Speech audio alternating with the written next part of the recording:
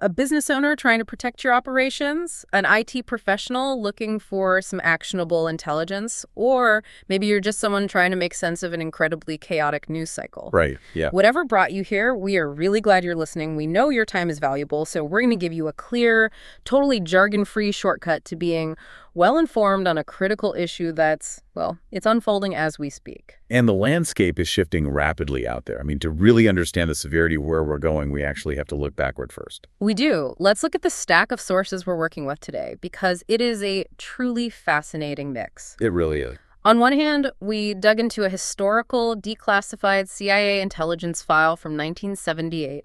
It contains a detailed breakdown by a former U.S. senator discussing Middle East propaganda and narrative control. And then, alongside that historical document, we have an urgent stack of breaking cybersecurity advisories from March 2026. Specifically, the threat reports from Total, Security Week, and Industrial Cyber. Exactly.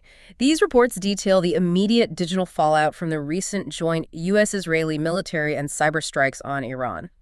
Now, I need to pause here because our sources today cover the actions of the United States, Israel, and Iran, and the geopolitics involved are they're incredibly intense. Highly charged. Highly charged. So let's set the record straight right now. Our goal today is absolutely not to take a stance or pick a side in any of these conflicts. We aren't endorsing any left-wing or right-wing viewpoint. We're just looking at the data. Exactly. Our sole mission is to extract the raw, impartial facts from these documents so that you, especially if you run American critical infrastructure or a manufacturing business, know exactly what you are facing. We are cutting straight through the political noise to answer one question.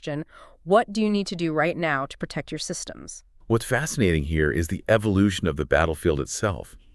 If we open up that 1978 CIA document, it paints a very vivid picture of the physical era of information warfare. Right. Back then, controlling a narrative was a slow, manual grind. I mean, the file talks about extensive lobbying efforts, manipulating print media, wooing journalists, funding proxy newsletters. It took months, sometimes years, to plant a story and watch it ripple through traditional press and political channels. It was a very analog game of telephone. You had to, physically reach people. Precisely. But fast forward to these March 2026 advisories, and that entire conflict has transformed into a digital domain.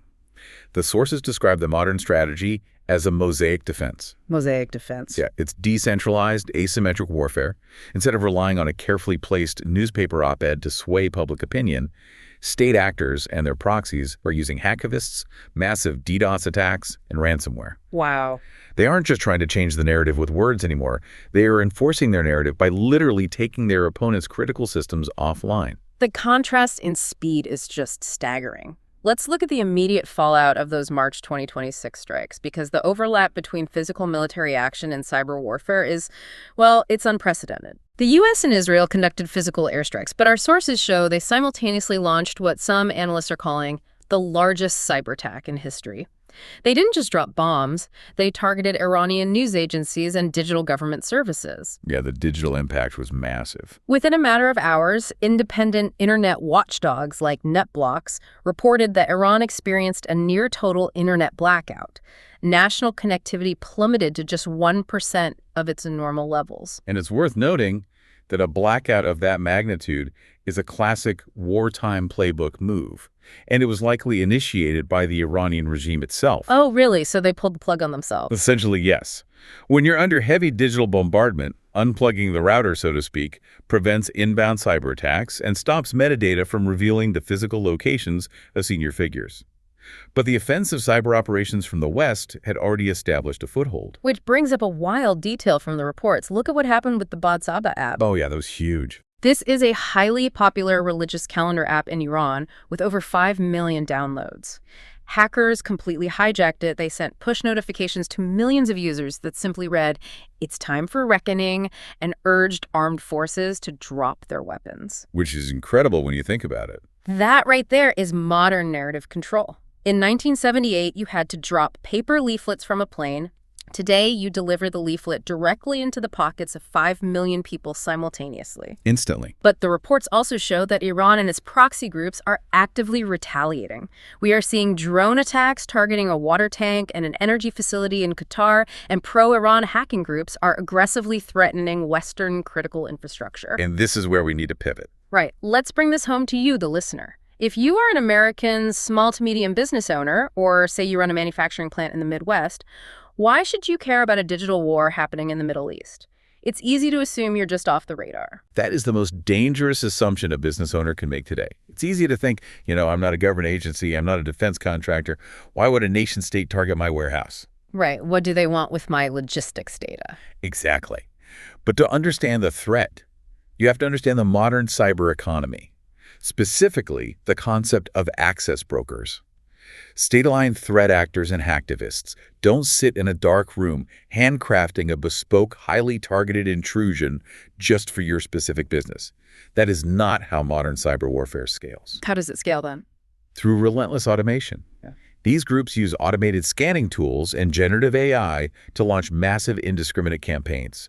They scan the entire internet, millions of IP addresses a minute, looking for exposed systems, weak passwords, or just a piece of unpatched hardware. So they're just jiggling every digital doorknob they can find. Yes. They breach whatever is vulnerable, establish a quiet foothold, and then they act as brokers. They sell that access to the highest bidder on the dark web. So an opportunistic access broker might stumble into your manufacturing plant's network, realize they don't really care about your inventory, but then turn around and sell the keys to a ransomware group or a state-sponsored saboteur who just wants to cause chaos. Exactly. You get caught in the crossfire simply because your digital door was unlocked at the wrong moment? That is exactly the reality. And the threat to operational technology, or OT, is escalating at an alarming rate. Our sources from industrial cyber highlight that pro-Russian and pro-Iran hacktivist groups, like a prominent one called Handala, are actively hunting for internet-facing industrial control systems. Let's pause there for a second. For the non-IT folks listening, what are we talking about when we say industrial control systems or, as the report mentions, vulnerable PLCs? Right, a PLC is a programmable logic controller. Think of it as the rugged little computer that acts as the brain for physical machinery. It tells a valve at a water treatment plant to open, or it controls the speed of a conveyor belt in a factory, or it regulates the temperature in a chemical mixing vat. If a hacker breaches a standard office network, you lose data. If a hacker breaches a PLC, they can cause actual catastrophic physical damage. That's terrifying. It is.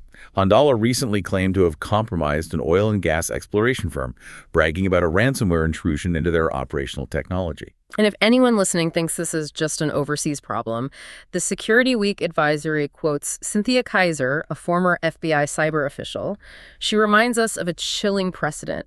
An Iranian national previously pleaded guilty to a ransomware attack that completely crippled the city of Baltimore. I remember that. Municipal services were shut down, real estate transactions halted, utility billing froze. They also thwarted a targeted ransomware attempt on Boston Children's Hospital. The person sitting at a keyboard thousands of miles away can paralyze an American city. And if we connect this to the broader data, IBM's X-Force report notes a 44% surge in the exploitation of public-facing applications. The sophisticated tools previously reserved for advanced state-backed groups are trickling down to the broader cybercrime ecosystem. It's becoming commoditized. Exactly. For American infrastructure owners, this is effectively a code red. We're tracking threat groups with names like Charming Kitten and CyberAv3ers, who are explicitly targeting U.S. energy, water, and telecommunications sectors. And they are launching these campaigns at a time when the U.S. Cybersecurity and Infrastructure Security Agency, CISA, is operating with sharply reduced staffing due to recent funding lapses. So the cavalry might be delayed, which means businesses have to step up and defend themselves. But here's where it gets really interesting. You don't have to be a sitting duck. The threat report from Total outlines a highly actionable 4-point plan that manufacturing and critical infrastructure businesses need to execute in the next 24 to 72 hours. Yes, this is crucial. Let's break this down. Step 1. Harden identity and enforce multi-factor authentication everywhere. Now, we all know what MFA is, but the report says just toggling it on isn't enough anymore. Why? Because identity is the new perimeter. The bad guys aren't always hacking in. Increasingly, they're just logging in. You must prioritize MFA for your administrators, your VPNs, and your email systems. But the Total advisory specifically warns to watch out for MFA push bombing. Oh, I've heard of this. This is the annoyance tactic, right? You're sitting at dinner, your phone buzzes with a login approval request, you ignore it, it buzzes again and again, Yep. And eventually, after the 10th time, you just hit approve so you can go back to eating. That is exactly how it works, and it is incredibly effective. Attackers rely on human fatigue. But the advisory also mentions monitoring for suspicious OAuth grants. Okay, let's translate that. What is an OAuth grant? Think of OAuth like giving a dog walker a limited spare key to your house. When you click Sign in with Google or Sign in with Microsoft on a third-party app, you are granting that app an oath token. You're giving it permission to access certain parts of your account without handing over your actual password. Oh, okay. Attackers are now tricking users into authorizing malicious apps. Once they have that token, they don't need your password or your MFA, they just walk right through the front door using the dog walker's key. That is terrifyingly simple. The report also says to watch out for new mailbox auto-forwarding rules, which is how an attacker quietly reads all your company's incoming invoices and wire transfer instructions without you ever knowing they are in your inbox. Exactly. Moving to step 2, reduce your public attack surface. The analogy I always use here is imagining the massive steel door of a bank vault. If you leave it wide open to a busy street, you're just crossing your fingers and hoping nobody wanders in. You have to close the door. And in technical terms, closing the door means removing RDP, remote desktop protocol, and any administrative interfaces from the public internet. If your IT team needs remote access to a server, require them to use the secure VPN paired with MFA. Do not leave the server exposed to the open web. Right. The advisory also stresses aggressive patching of edge devices, like firewalls and routers. But it notes a crucial detail. If a device was exposed and vulnerable for the last 2 weeks, you can't just apply the patch today and walk away. Right. Patching closes the window, but you still have to check if someone is already hiding in the closet. You have to investigate to see if an attacker established persistence before you applied the fix. Precisely. Step 3, locked on RMM and remote access tooling. Let's define RMM for the business owners. That stands for remote monitoring and management. It's essentially the software your IT guy uses to remotely take control of your mouse and fix your computer when it's broken. Yes, and securing it is absolutely critical, especially for managed service providers or MSPs. An MSP is an outsourced IT firm that might have access to dozens or even hundreds of downstream client networks. Oh, wow. If an attacker compromises a single RMM session at the MSP level, it becomes a skeleton key. The breach cascades across all those connected businesses simultaneously. You need to audit what remote tools are actually installed on your network, strictly limit who have admin access, and set up alerts for any new unattended access creation. Which leads us to the final step. Step 4, validate your recovery readiness.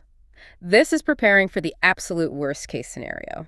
If the vault is breached, what happens next? You need to know your backups are safe. You must confirm that your immutable backups are current. And by immutable, we mean backups that are written in Sharpie, not pencil. Even if a hacker gets administrative access to your system, an immutable backup cannot be altered, encrypted, or deleted by anyone for a set period of time. Exactly. But simply having backups isn't enough.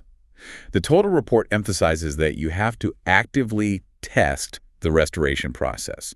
Specifically, you need to test the recovery of Active Directory. Okay, Active Directory. Think of Active Directory as the digital bouncer at the door of your network. It manages all user permissions and computer access. If the bouncer is knocked out, nobody is getting in or out securely. You also need to test your sales runbooks. A runbook is basically your emergency instruction manual, right? Yes. Does your team actually know the step-by-step process to lock out compromised accounts, revoke active sessions, and isolate infected computers during an active incident? You really do not want to be figuring that out on the fly while your screens are flashing red with a $2 million ransomware demand. No, absolutely not. Now let's do a reality check. We just laid out 4 critical steps. Harden identity, reduce attack surface, lock down remote access, and validate recovery. That sounds great on a deep dive, but actually implementing that across a sprawling manufacturing network, especially during an active surge of state-sponsored cyber activity, is totally overwhelming. Most American small and medium businesses don't have a massive 50-person dedicated security operations center. And the reality is they shouldn't have to build one from scratch. You can't fight a heavily automated state-sponsored cyber war with a manual checklist. Right. This is exactly where the industry is shifting toward dedicated MSP partners. The reports highlight the absolute necessity of leveraging enterprise-grade security platforms to handle this complexity. Partnering with an expert like TotalCare IT, who leverages the Total Security Platform, is how businesses are actually executing these hardening steps effectively. Let's talk about how a partner like TotalCare IT actually addresses the specific threats we just discussed using Total. First up is MXDR, Managed Extended Detection and Response. MXDR acts as your continuous overwatch. It pulls in data from across your entire environment, your identity signals, your cloud applications, your endpoints, and your network traffic. The key here is the response part. The automated part. Yes. When suspicious activity is detected, MXDR doesn't just send a confusing alert to a business owner at 2 a.m., it offers automated response actions to contain the threat immediately before it spreads. Then there is endpoint protection, which includes next-generation antivirus and EDR. For the audience, EDR stands for Endpoint Detection and Response. Think of traditional antivirus like a security guard who only stops people if their face is on a known wanted poster. EDR is more like a behavioral security camera. It watches what the person is actually doing once they are inside the building. That's a great way to put it. If they start trying to pick locks, it triggers an alarm. This is vital because the Department of Homeland Security warnings specifically mention attackers using living off the land techniques. Living off the land is a highly stealthy technique where attackers don't drop new, easily detectable malware onto your system. Instead, they use the legitimate tools that are already built into your operating system, like PowerShell, for malicious purposes. So they use your own tools against you. Exactly. Because PowerShell is a legitimate administrative tool, traditional antivirus ignores it. Total's endpoint protection is engineered to detect and prevent this exact behavior. It monitors what these legitimate tools are doing. If PowerShell is suddenly instructed to disable your backups or mass export your user credentials, the EDR recognizes the malicious behavior and shuts the process down immediately. That is a massive advantage. And earlier we talked about step 2, closing the bank vault to reduce your exposed attack surface. TotalCare IT addresses this using Total's SACE capabilities. SACE, Secure Access Service Edge, essentially hides your critical infrastructure from the public internet. It replaces the old model of exposing your server to the world with highly secure zero-trust access paths, and it gives incredible visibility into any weird outbound connections your network tries to make. But perhaps the most critical capability during a chaotic geopolitical period like this is Total's Janus AI. In the middle of an international cyber conflict, security teams are flooded with an impossible amount of noise. There are new threat actor reports every hour, and a constant stream of new CVEs. A CVE being a common vulnerability and exposure, basically a global dictionary of known digital broken windows in software. Yes. When a new CVE drops, the race begins between the hackers trying to exploit it and defenders trying to patch it. TotalCare IT uses Janus AI to cut through that noise. It directly matches the latest threat intelligence and campaign indicators to active investigations within your specific environment. It connects the dots at machine speed, moving a security team from a vague warning to a validated incident response faster than humanly possible. So, to summarize our mission today, the geopolitical noise out there is incredibly loud, and the conflict between the US, Israel, and Iran is escalating rapidly in the digital domain. But if you run American critical infrastructure, a manufacturing plant, or an SMB, your directive is clear.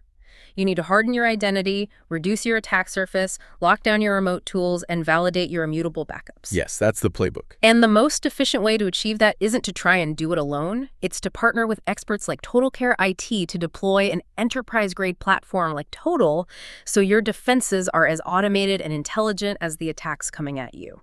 This raises an important question, though, and it's something we all need to consider. We just detailed how state-sponsored actors, their proxies, and opportunistic cybercriminals are sharing the exact same automated tools. They are utilizing generative AI to launch attacks at machine speed, scanning and exploiting the internet relentlessly. If our adversaries have completely automated their offense, are we rapidly approaching a day where human defenders alone, without the autonomous AI-driven responses of platforms like Total, are mathematically incapable of defending our critical infrastructure? Wow. That is a chilling thought to leave on, but a vital one to consider. You truly cannot bring a manual checklist to an AI gunfight. Thank you for joining us on this deep dive. We hope this conversation has equipped you with the facts and the actionable steps you need to protect your operations. Please stay vigilant, check your exposed systems today, and keep learning. We'll catch you next time.